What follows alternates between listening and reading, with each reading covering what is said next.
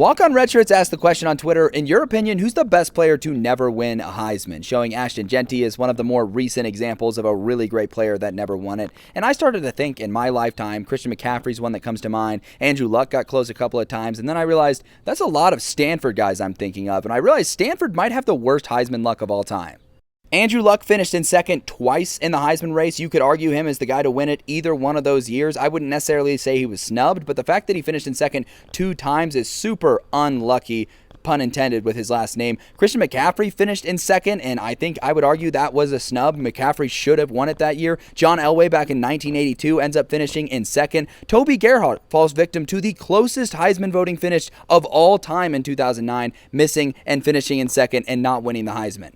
And then there's also a guy that people forget about, which is Bryce Love, who also finished second in the Heisman voting as well. So Stanford has just had terrible luck. And I don't know if you can just contribute this up to the East Coast bias and people not staying up to watch the games on the West Coast, because we've had some West Coast Heisman winners before. It just seems to be something against Stanford specifically. These guys just cannot catch a break when it comes to the Heisman, and it's really unfortunate to see.